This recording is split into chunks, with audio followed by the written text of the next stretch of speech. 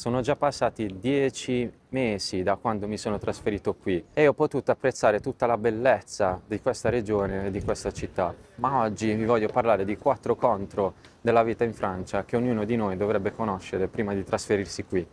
E nel frattempo saliremo molto molto in alto. Posso prendere o l'ascensore o posso farmi centinaia di scale, ma con questo caldo non mi voglio sciogliere, quindi credo che prenderò l'ascensore. Eccoci qua. Il primo problema che vedo qui sono gli affitti ed è un vero peccato perché rischi di pagare molto per vivere in pochi metri quadri. Cosa che non avviene in Italia, perché in Italia con gli stessi prezzi hai appartamenti che sono grandi il doppio. Quindi è un vero peccato, questo è un grande problema qui. Quando stavo cercando un appartamento in affitto ho trovato prezzi dai 700, 800, 900 euro per pochi metri quadri, 30 o addirittura proprio al massimo 40. Quando i miei amici mi dicono che vivono in case da 45 metri quadri, io mi immagino già come se stessero vivendo in appartamenti da 100 metri quadri in Italia. Ma il prezzo non è l'unico problema, perché i proprietari sono molto molto rigidi. C'è tanta competizione, ci sono tante altre persone che nello stesso tempo vorrebbero ottenere gli appartamenti, quindi anche se tu presentassi tutta la documentazione ai proprietari, non c'è la matematica certezza di averlo. Soprattutto se un appartamento è decente. Io ho visto annunci andare via nel giro di 24 ore. C'è talmente tanta richiesta che appena si vede un appartamento bisogna subito prenderlo, non si ha il tempo di pensarci.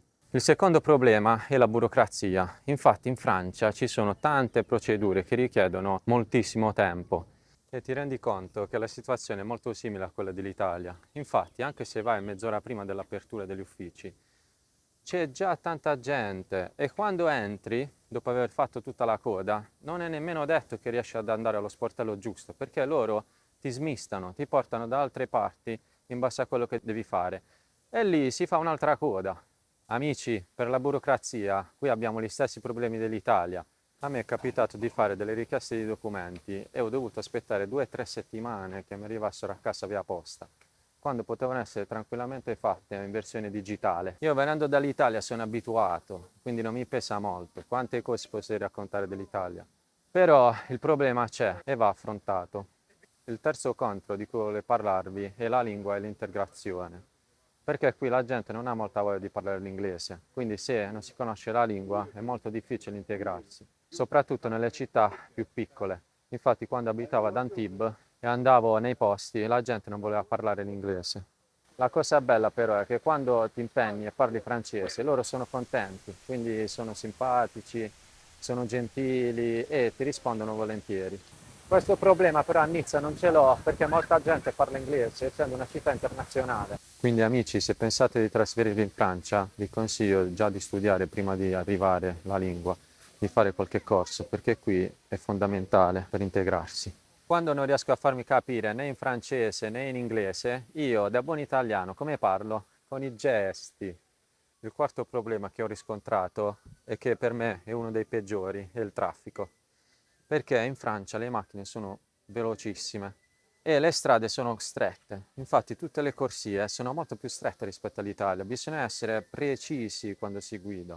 Se proprio si sbaglia di 2 centimetri la traiettoria, si può rischiare di prendere un marciapiede o un guardrail o tutto quello che c'è ai lati della macchina. Questo è un problema per noi italiani perché siamo abituati a guidare con tutta la comodità, abbiamo corsie larghe, delle volte non ci bastano e ce ne andiamo nella corsia opposta. Qua invece questa cosa non si può fare, bisogna essere proprio precisi. Ora ragazzi, vi voglio dire un'altra cosa. Qui le autovelox sono dappertutto, ti perseguitano e bisogna stare molto molto attenti. Poi i limiti di velocità passano da 50, 70, 90, 110 da un momento all'altro e nemmeno te ne accorgi. Bisogna stare molto molto attenti, vi avviso, perché potete trovarvi nella cassetta delle poste delle multe che voi non avevate nemmeno il minimo sospetto. Attenti alle autovelox, poi attenti dove parcheggiate, mettete sempre i grattini, perché passano delle macchine in continuazione che controllano la presenza e vi fanno delle multe immediate e salate. Poi non posso tralasciare altre cose che vi spiego tra poco. Prima godiamoci questo panorama. Non posso tralasciare il traffico e i parcheggi, che qui in Francia sono davvero un grosso problema. Amici, se volete trasferirvi in Francia, fate l'abbonamento per il parcheggio, prima di trasferirvi, altrimenti rischiate di pagare costi salatissimi per il parcheggio per le intere giornate. Dovete avere molta pazienza con il traffico, è un problema grosso. Si possono avere dei ritardi anche di 20 minuti, mezz'ora rispetto al normale tragitto senza traffico. Quindi preparatevi che se vorreste trasferirvi con la macchina dovreste avere tanta pazienza. Questi sono secondo me i 4 contro di vivere in Francia. Però non vuol dire che in Francia si viva male, anzi è un posto bellissimo. Ci sono tantissime cose positive e la zona dove vivo, Nizza, la Costa Azzurra, è splendida. Però bisogna essere onesti, quando ci si trasferisce all'estero non è solo mare, qualità della vita e opportunità, ci sono anche le sfide da affrontare. Ed è meglio saperlo prima del trasferimento, così si arriva già preparati e non lo si idealizza. Amici, siamo arrivati alla fine del video. Voi ci vivreste in Francia o avete già vissuto? Scrivetemelo qui sotto nei commenti. Noi ci vediamo alla prossima. Buona giornata, a presto.